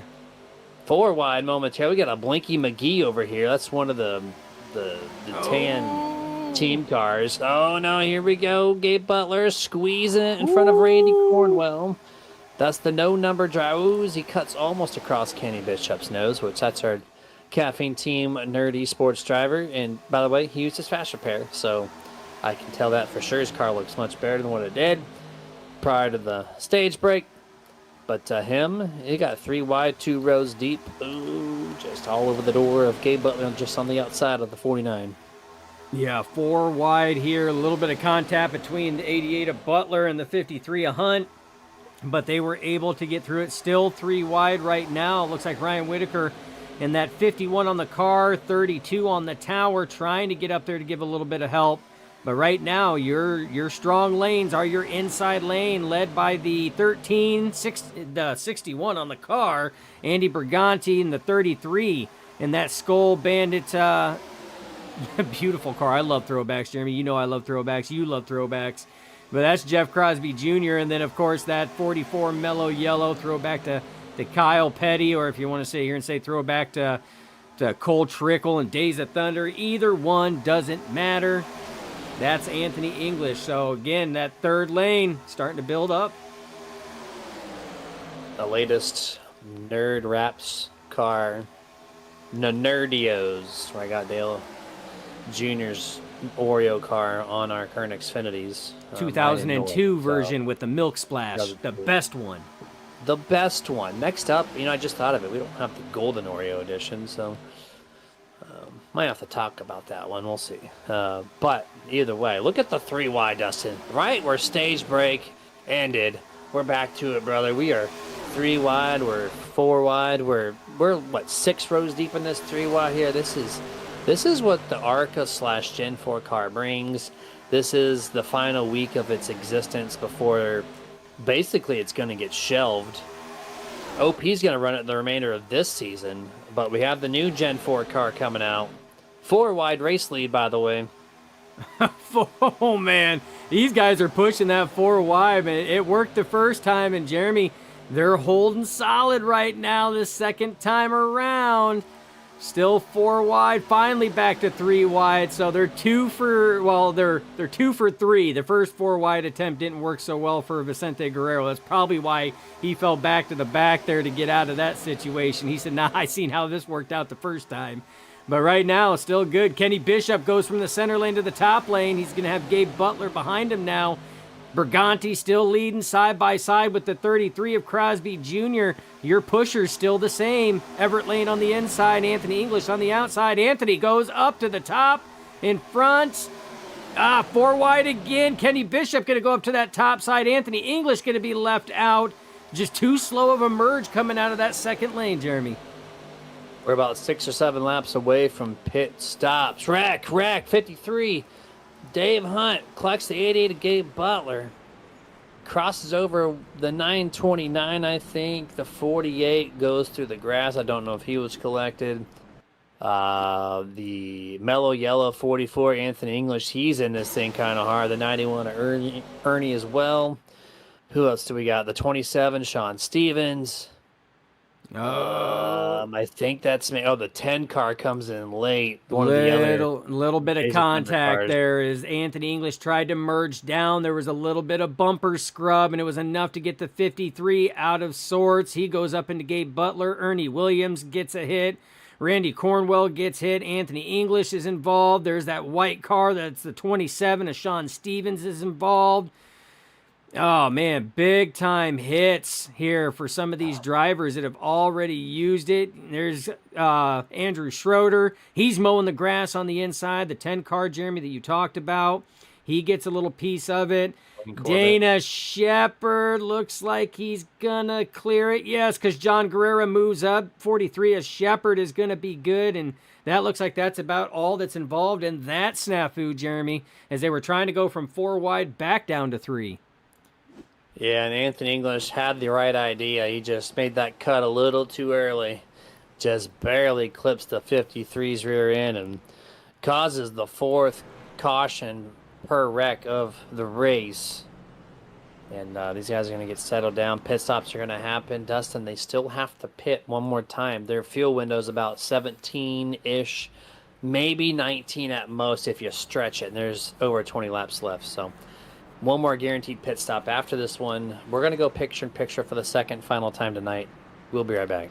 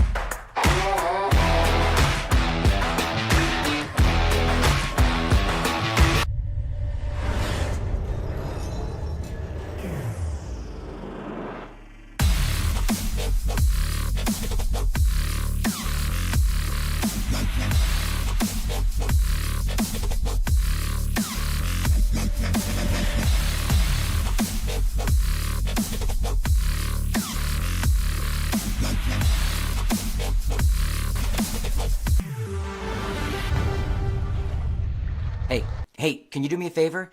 I'm really hungry, but I'm trapped in here, and I dropped my last piece of boozy jerky on the floor. I can't reach it. Would you mind grabbing me a bag of the most tender, flavorful, booze-infused jerky on the planet? I promise I'll pay you back. I mean, I'd eat my piece, but I can't reach it. Oh, actually, I got it.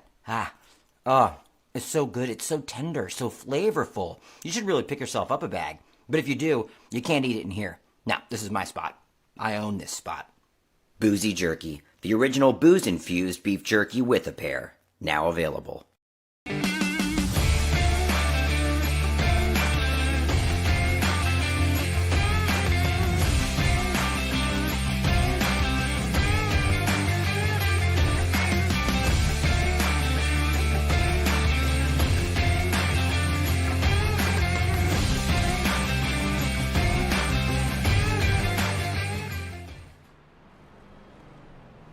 And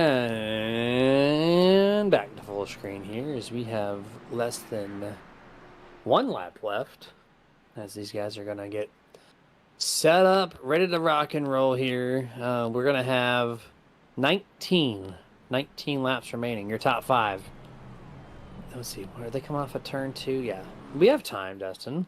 Nerd TV top 10 recap. Let's do it. Let's make this happen. Everett Lane.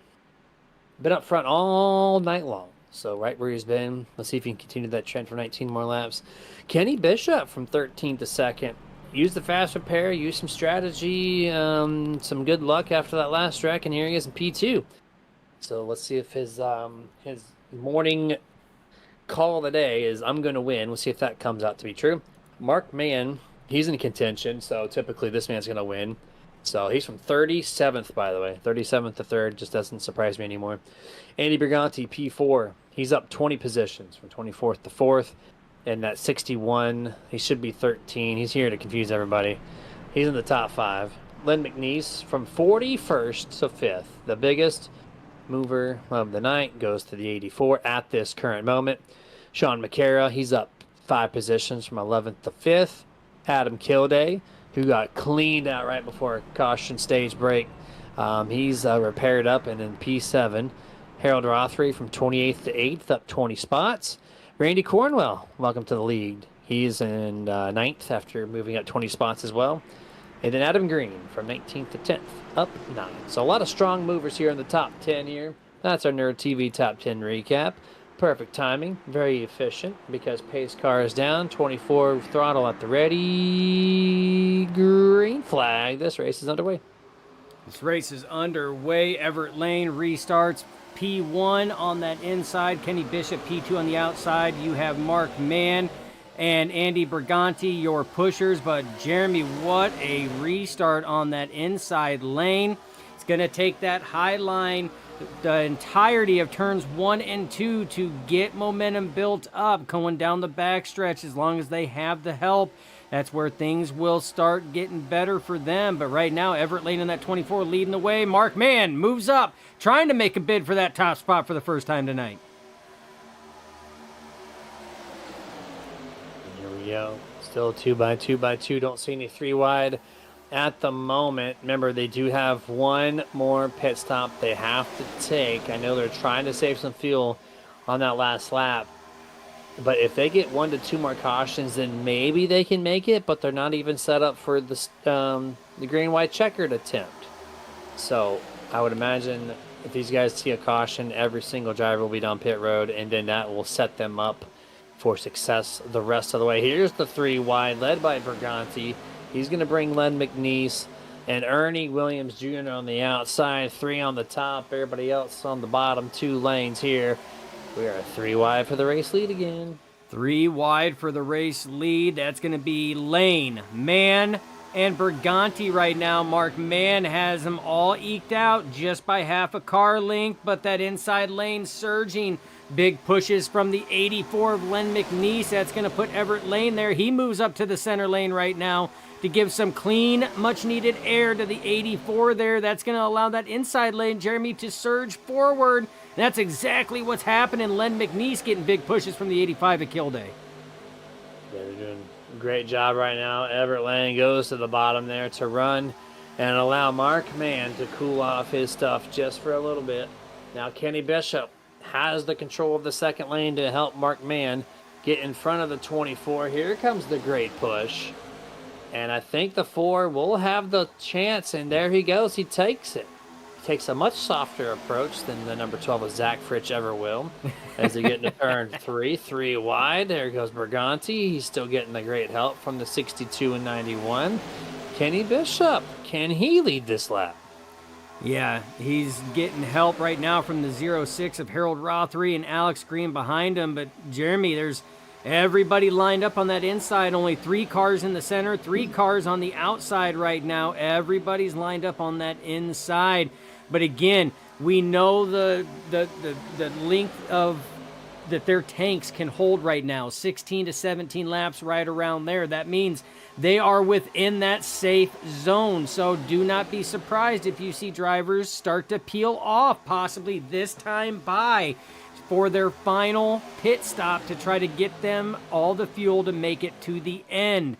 And again, you have to pit from the inside lane only. That is a long-standing OP rule. So I would expect to possibly see some drivers maybe peel. Maybe not this time, but I would say it's looming, Jeremy, for sure. I would not expect these drivers to run these tanks completely dry like that. Heel or be keeled is what you would say there. No, I'm just kidding. So, yeah, we saw this actually before stage. We saw that caution. I think it was the third one that came out around, what, lap 10-ish, 12, something like that. And then like 3 or 4 laps after the green flag, they all dropped down pit road. And we're basically in that same exact ballpark of laps to go. At any moment, we will see this field split. And like with Kenny Bishop and quite a few others did, they stayed out. They got that lucky caution that brought them to the front. But you might see virtually an identical situation, or we might see more drivers stay out because they know the caution's a little more frequent, and maybe they don't want to pit and bring out or have the caution come out. So we'll have to find out here in the next few laps. I'm expecting at least one group to make that effort. Yeah, we always have at least one group make that short pit effort, and that's what that strategy is called. They short pit to give themselves just enough, but they also could be waiting a couple extra laps, Jeremy, because there's those ever-looming 2 green-white checkered attempts. They might be trying to do something to give them a couple extra laps in the tank just as a buffer for a possible green-white checkered. So I would definitely say it's coming. You see Mark Mann moved from the center lane down to the bottom right now. You got the 62 Les Levy up top. That middle lane has more drivers lined up in it right now than what we seen about 4 laps ago. Still only 3 in that top side, and the only one that's really changed right now is again, it's not Briganti leading it now. It's Les Levy up on that top side. But Jeremy, 13 laps to go in the Jimmy Reynolds at Dega. Mark Mann, your 3-time winner out of 4 races, currently leading the event. No way. The only thing I'm surprised about is him being there early. He's usually there at the last moment to steal it, like I said in the pre-race, just stealing the wins. And this time he's going to be on that side of the fence where he's going to earn this win, as we're leading that middle charge right now. He's able to clear Lane Everett the past couple times when running the middle lane, and I wouldn't surprise me if he was able to do it once more because Kenny Bishop's got that colder engine now. He's going to be able to give a great shove on the back straightaway, and the 04 might dip down in front of the 24 once more again. And that's same 3 cars on the outside, Dustin. They are somehow hanging in there just off a sheer side draft right now. Yeah, they've been hanging strong. Haven't been able to get up to the front runners there until just now. As I said that, now they're neck to neck to neck. Bottom, middle, top, that's Levy. That is Mann and Lane. That is your front 3 runners right now as we are coming across to complete the lap. That will put us at 11 laps to go. Mark Mann push from Kenny Bishop. Les Levy pushes from Andy Briganti, and Everett Lane pushes from Len McNeese. And yes, I love shouting out the pushers because no driver gets in a winning situation or gets a win without the help of somebody else. And that's where your pushers come in. 100% there.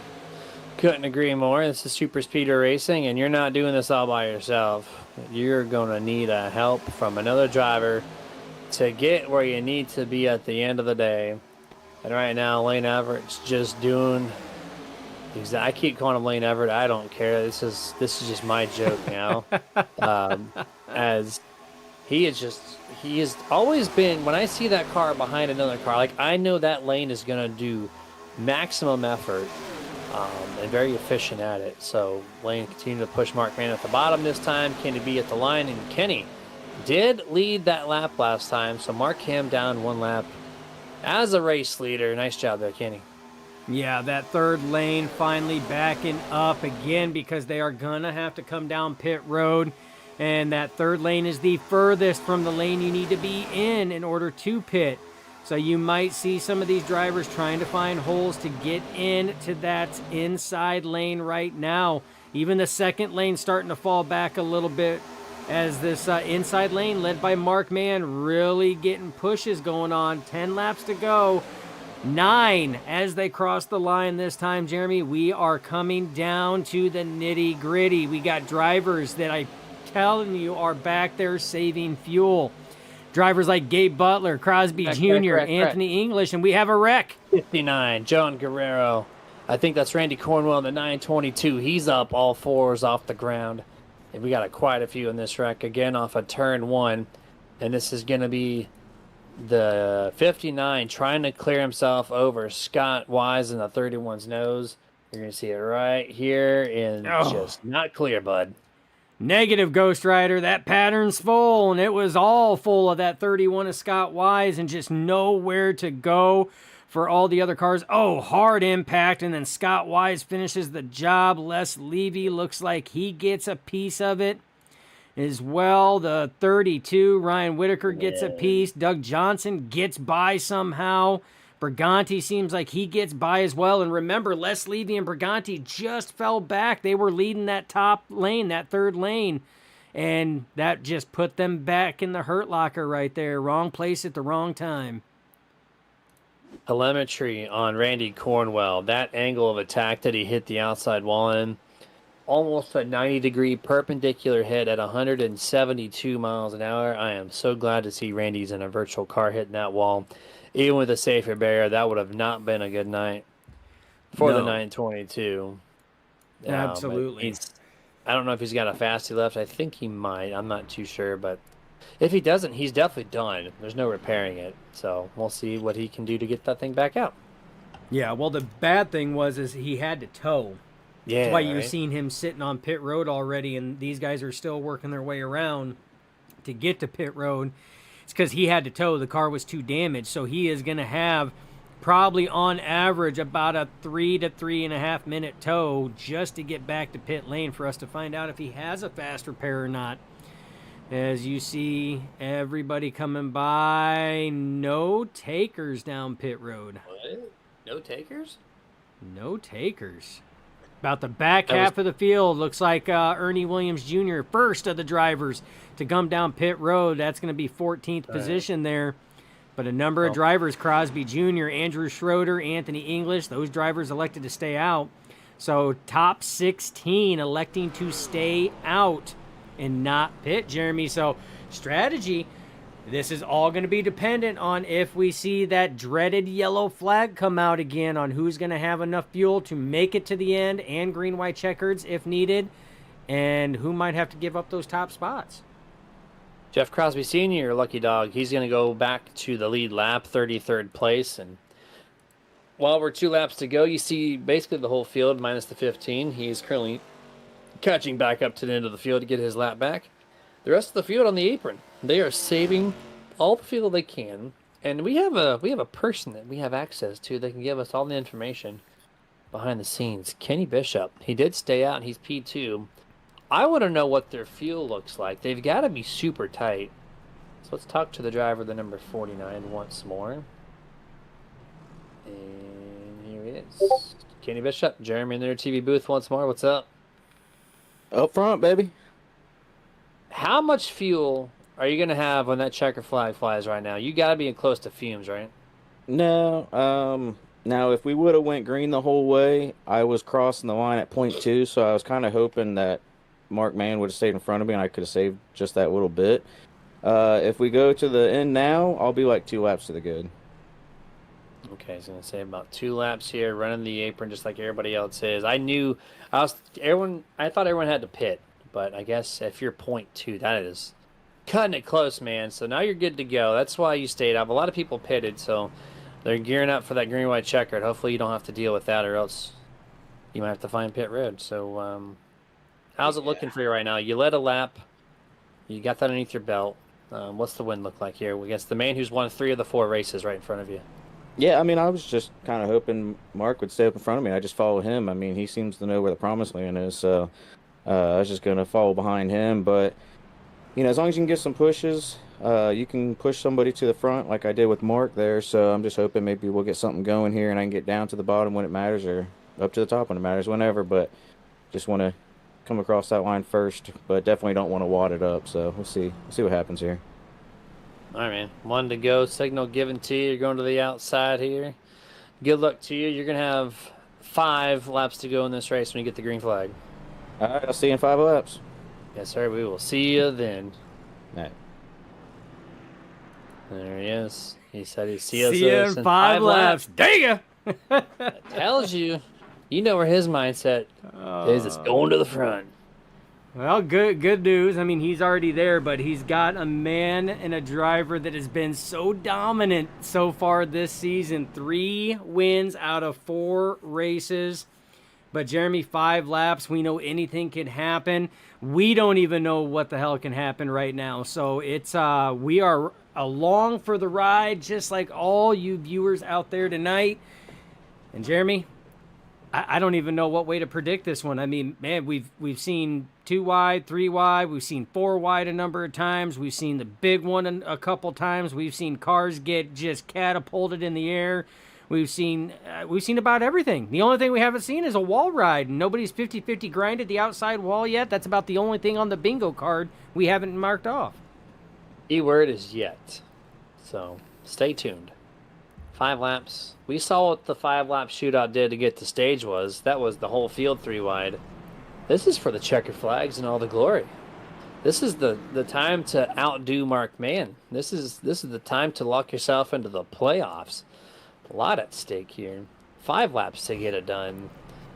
Fastest guys are in the field all night long. They're up at the front. So this is gonna be very fun, very exciting stuff. We got 16 live viewers. We had 21. I guess 5 viewers didn't want to watch one of the best races of the night tonight. Hopefully they'll join back in. But here we go. Pace car down. Mark Mann. Can he go 4 for 5, or can his name be spoiled? We're going to find out. Green flag is out. Jimmy Reynolds at Talladega. 5 to go. 5 to go. Clean start up front by these drivers. Kenny Bishop looks like he might have a slight advantage. Big pushes from Rothery and McNeese. Mark Mann has big pushes from the 24 of Everett Lane and the 3 of Alex Green, neck and neck as they work through turn 2, Jeremy. Like you said, 5 laps to go. How is this going to change? Will we see another yellow, or will we see it all the way to the checkered? I think we're going to see this. I'm hoping to see it green all the way because I want to see what people can do to make moves. But at the same time, the cautions have been more spread or more prominent than ever. So I don't know, it's hard to tell here. The 06 Rothery, he's going to leave Kenny as the 84 there. Len McNeese, he's going to, nope, never mind. There goes the 71 there. He's going to make a move to the top. This man, Sean McCarra, has been up front a decent amount of this night, Dustin. We don't see Sean like battling for the race win week in and week out, but here he is putting on a strong battle himself with 4 to go.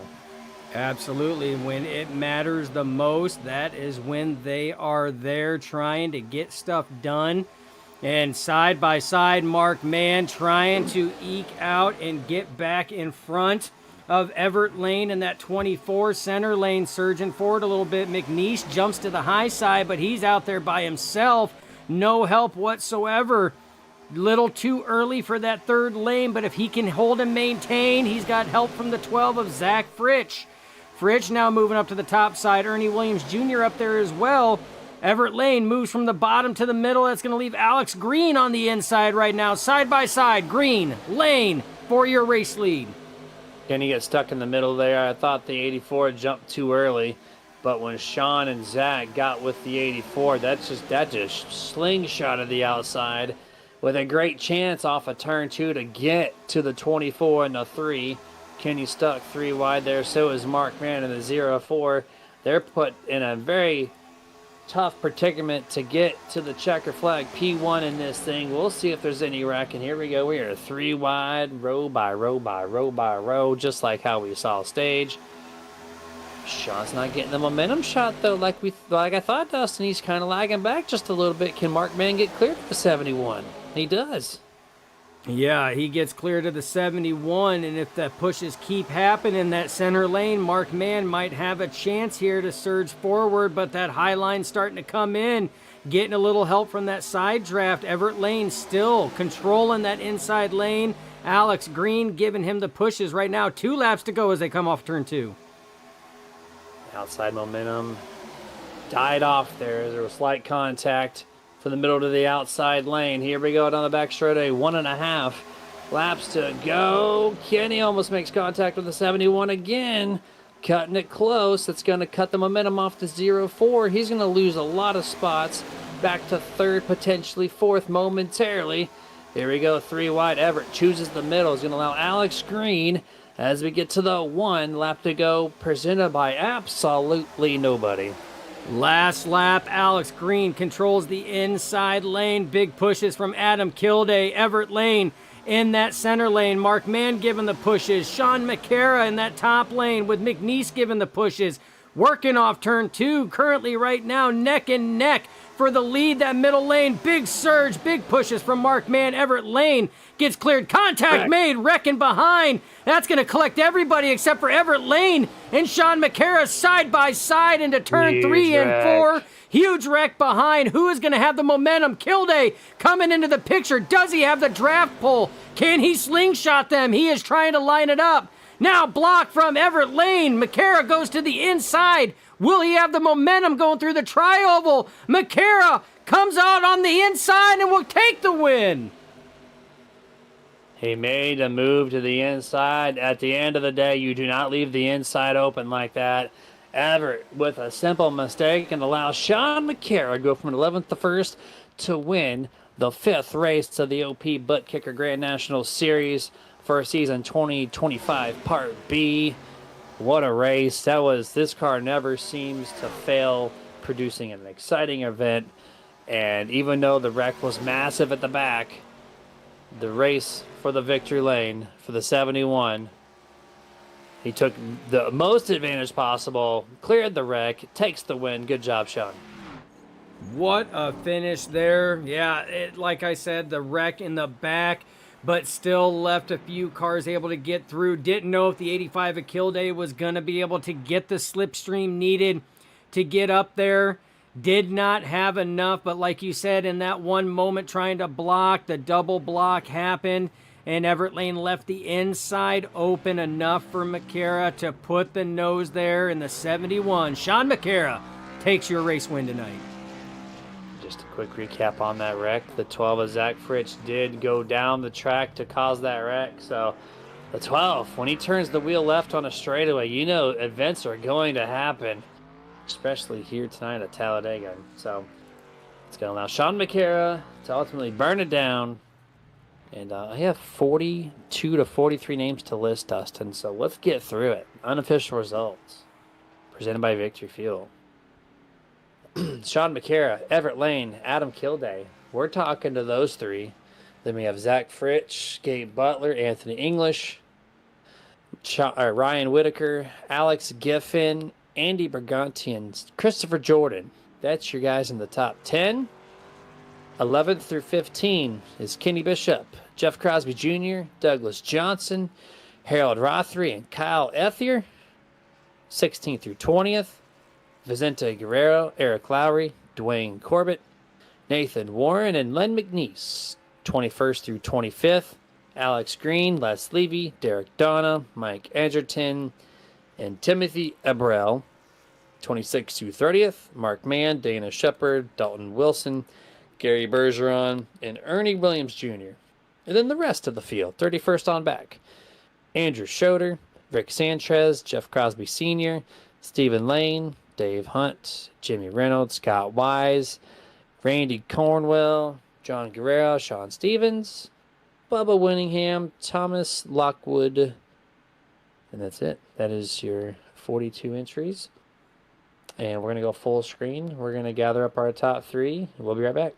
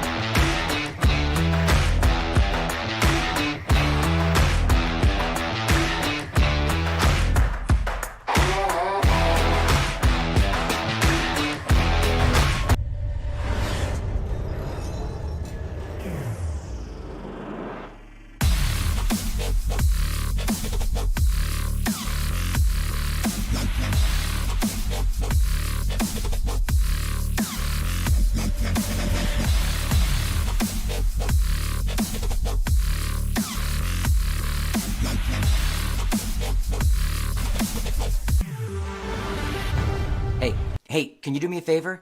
I'm really hungry, but I'm trapped in here, and I dropped my last piece of boozy jerky on the floor. I can't reach it. Would you mind grabbing me a bag of the most tender, flavorful booze-infused jerky on the planet? I promise I'll pay you back. I mean, I'd eat my piece, but I can't reach it. Oh, actually, I got it. Oh, it's so good. It's so tender, so flavorful. You should really pick yourself up a bag. But if you do, you can't eat it in here. Now, this is my spot. I own this spot.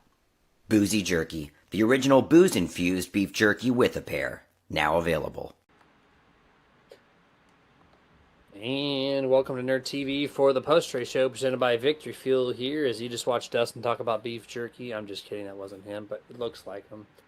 But just got to make that beard and mustache a little darker and you got it. But top three, man, we got them. We got them ready. We're going to talk to them. And Adam Kilday, first on the docket, driver the number 85, starts fourth, ends up in third, gets destroyed at stage break by Zach Fritsch. It makes a strong comeback. Adam, congrats on P3. Yep, thanks, dude. I mean, it was probably the call at the end with the team to stay out when everyone else went in to top off. We needed the yellow to get enough fuel so we could pace and save gas to make it up to the end of the race. So luckily we got that yellow and we had just enough for the end. I don't think I would have had enough for a green white checkered, but yeah, I mean it ended the way it did. It turned out to be a good little race there on the final 5 laps or so, and it put on a show, I would say. So Yeah, it was a great show. This race was fantastic. I loved watching this style of car race at Super Speedways, no doubt. My question I will ask is that fuel strategy call. We did talk to Kenny Bishop during that caution break when top 10 or so decided to stay out. He said he was 0.2 to the good before caution and about 2 laps to good after. So were you in that very similar ballpark, or what was your fuel looking like? I was like pretty similar, like 0.4, 0.5. So all of us up there in the top 3 were like where was it? Front 3 rows, I would say. We were probably dead even. But yeah, we tried making a good run for possible stage win in this one. But we came close to that one. This one I probably shouldn't have gotten the podium. Maybe I was going to finish right outside the top 3 if the last wreck didn't ensue. But I mean, I guess the fate of iRacing wants me to get up in these interviews, so I guess I have no other choice but to find my way just outside of the freaking inside of the top 4 or whatever to do these things. So yeah.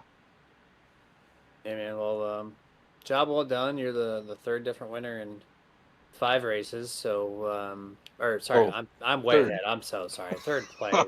I God, wish, man. I retired, Dustin. I'm going home. Yeah. I don't know where Yeah. I'm ready to go to bed. Apparently, jeez. Okay, well, you're third place, not third winner. So there we go. I'm Yeah. going to correct myself, but congrats, dude. That was a great, strong run. You're up front all night long for the most part. Of course, a couple times you had to get shifted back, but good strategy to stay up front and Yeah, my make it a motto happen. is my motto's fourth or first. So, if I get Yeah. first, I'll be more than willing to probably do one of the interviews, but yeah, I'm not a fan of him like Mark Mann is. So, well, Yeah, actually, I right. think Mark likes him more than me, but so He's getting used to it. He's very comfortable with it. But yeah. yeah, man. We'll catch you next week. Any shout outs you want to give out before we let you go? Yeah, do a shout out to the guys in Discord tonight. Mark Mann, Richard Sanchez, Anthony English. Good to be running with Anthony in the Discord again and on track. OP Wednesday league and all the other nights they do. So shout out to this league and the admins that put in the work for this stuff. And we'll do a shout out to the YouTube broadcast for Nerditudes. So thank you, Dustin, Jeremy, for the commentaries, man, and your time is greatly appreciated as well, dudes. Well, appreciate that, sir. Absolutely, you are very welcome, and have a good rest of your night. We'll see you next week. Yeah, you too, man. Thank you. All right, that was Adam Kilday and Dustin. I thought I was interviewing the race winner. I apparently did not have enough caffeine tonight to answer questions correctly or even present any topic correctly for that matter. But here we go.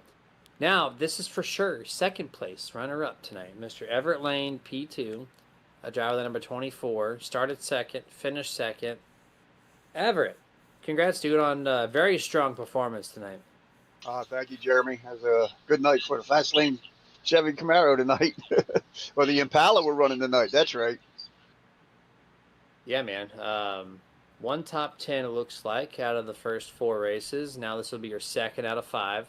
I was calling you one of the best pushers in OP. Like, you just, whoever you're pushing seems to just, like, you make them better. So what's the way, the secret sauce to making a very strong pusher at super speedways?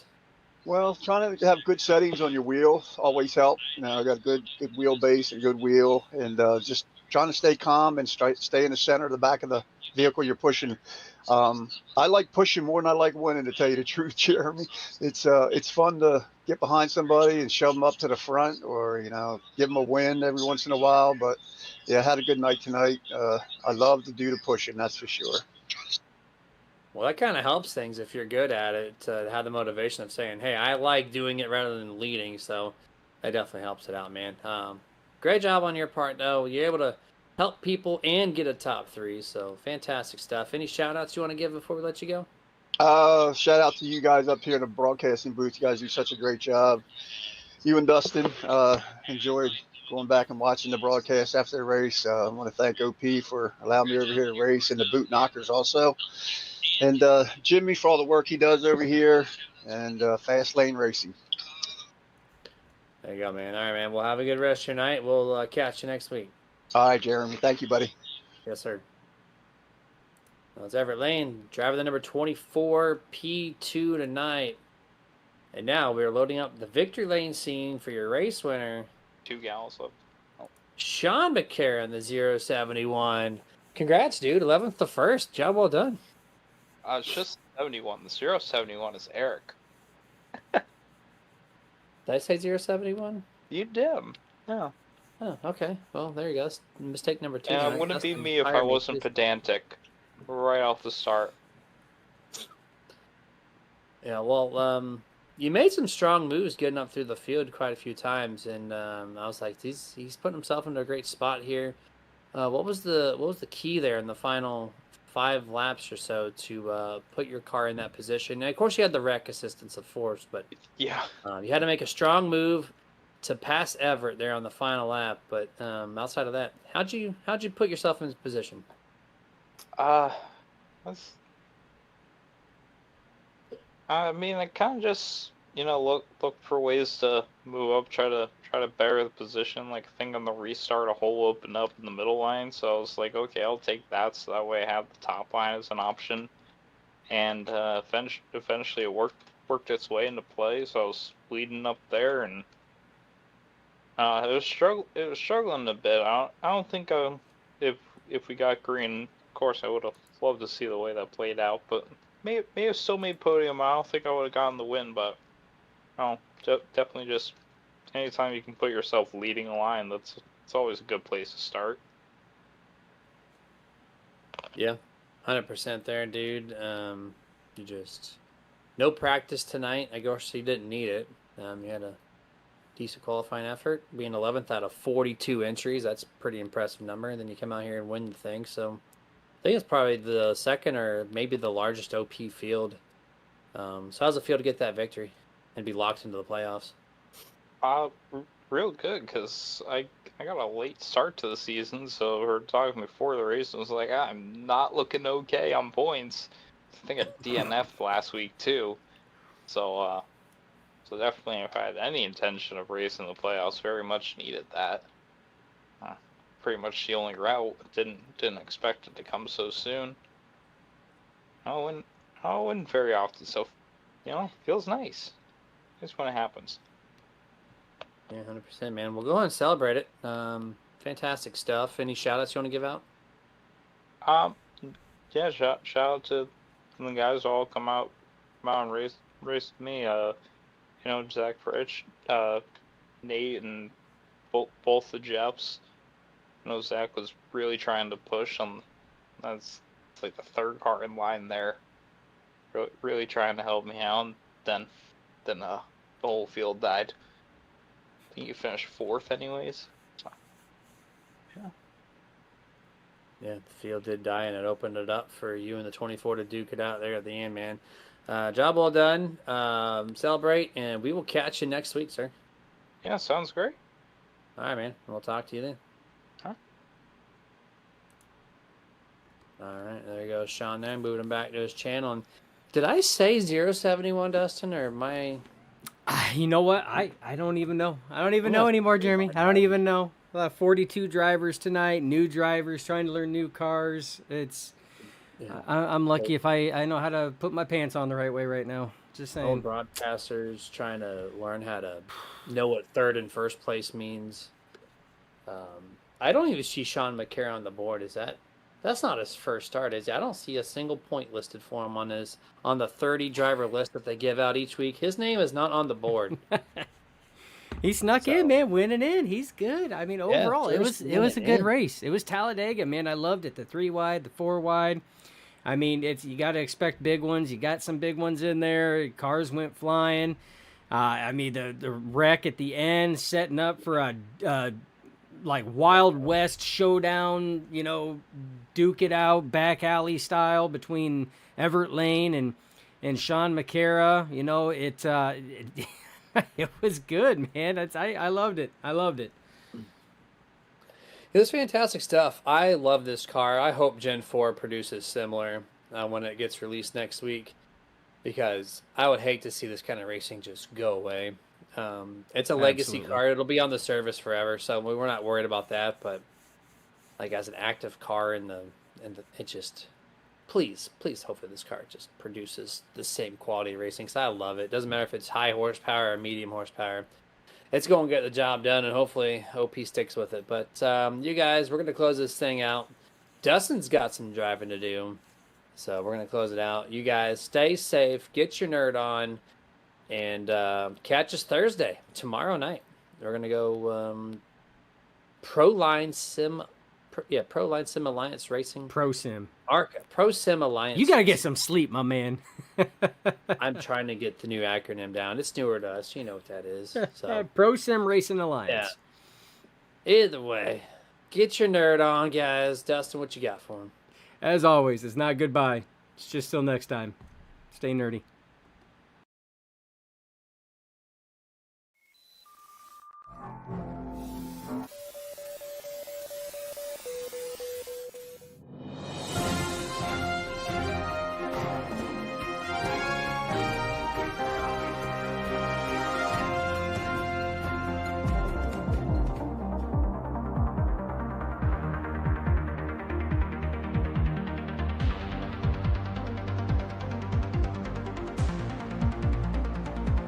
Back when nothing truly mattered